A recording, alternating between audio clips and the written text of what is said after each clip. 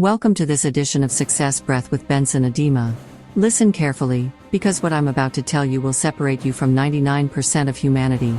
The rules that govern success for previous generations are not just outdated, they're actively sabotaging your potential in today's hyper-competitive world. Your ancestors lived in a different universe. They could afford to think small, eat poorly and rely on physical strength because their competition was limited to their village, their region, their country.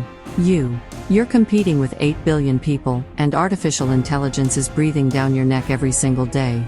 The uncomfortable truth is this: evolution doesn't wait for permission, and neither should you.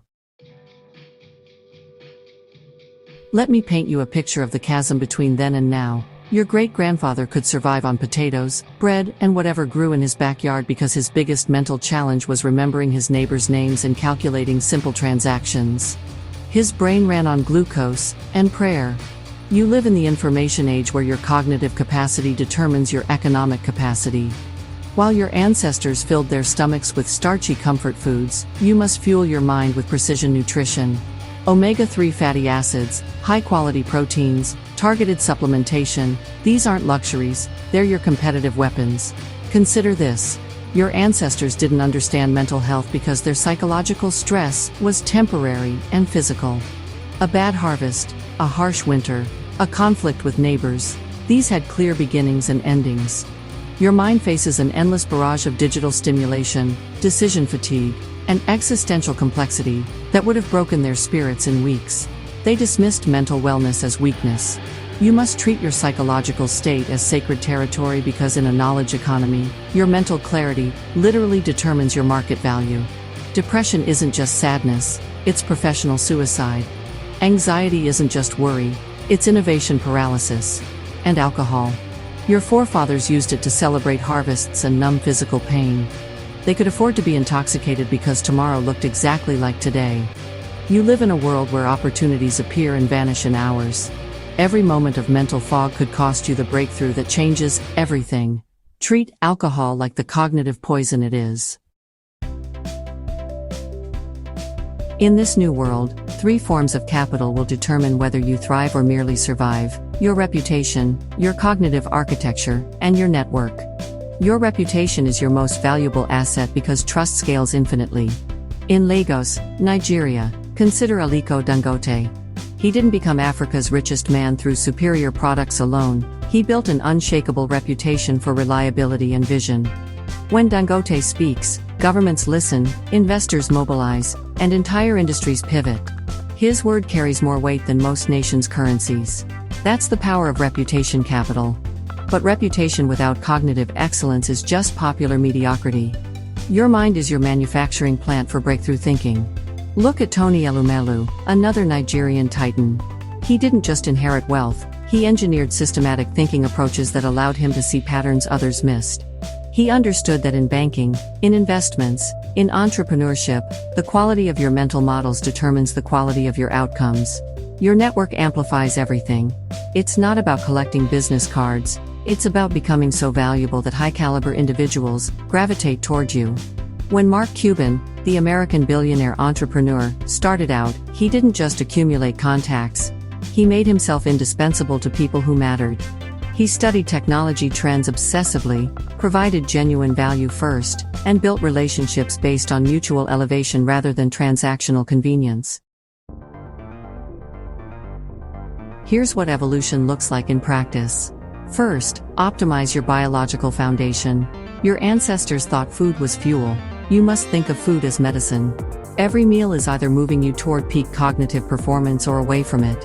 Blueberries for memory enhancement, wild-caught salmon for brain connectivity, precise timing of nutrients for sustained mental energy.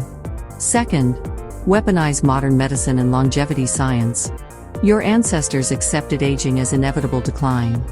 You have access to biomarkers, hormone optimization, sleep architecture analysis, and genetic testing that can add decades of productive years to your life. This isn't vanity, it's competitive strategy. Third, master the art of continuous learning. Your ancestors could master one skill and coast for decades. You must become a learning machine. The half-life of professional skills is shrinking rapidly. What took 10 years to become obsolete now becomes outdated in 18 months. Fourth, build systems for mental resilience. Meditation isn't spiritual luxury, it's cognitive training. Therapy isn't weakness, it's performance optimization. Stress management isn't comfort seeking, it's sustainability engineering. Let me give you concrete examples of this evolution in action.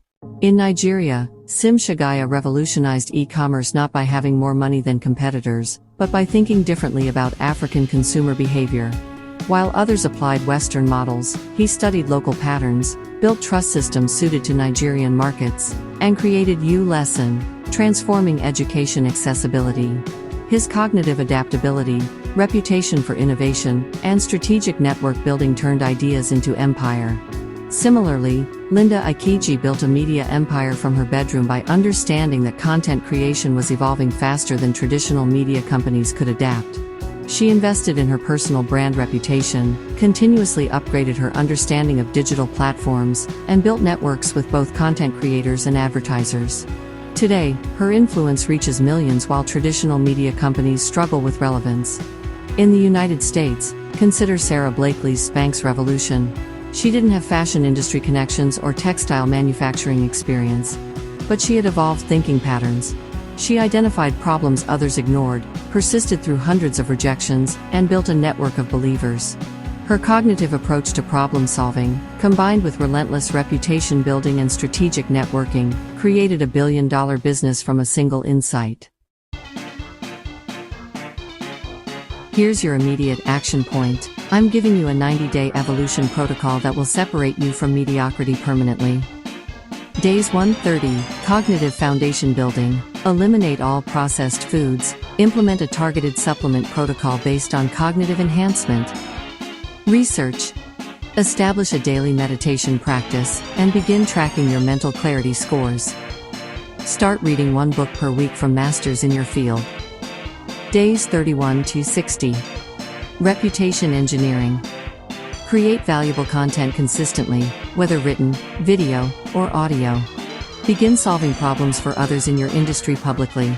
Start building a documented track record of insights and solutions. Join or create mastermind groups with people operating at higher levels than your current position. Days 61 to 90. Network acceleration. Reach out to 5 high-caliber individuals in your industry with specific value propositions. Attend or organize events where meaningful connections can be made. Begin mentoring someone below your level while seeking mentorship from someone above your level. The uncomfortable truth is that evolution is not optional. You can choose conscious evolution or accept unconscious extinction. Your ancestors had the luxury of stability. You have the opportunity of infinite growth. As King Solomon wisely observed, "He that hath no rule over his spirit is like a city that is broken down, and without walls." In today's world, self-mastery isn't a philosophical luxury, it's a survival necessity. Control the world within, and the world without will bend to your will. The choice is yours, but the clock is ticking. Evolution doesn't wait, and neither should you. Start today. Your future self will thank you, and your competitors will wonder what happened while they were still thinking like their ancestors. Until I come your way again.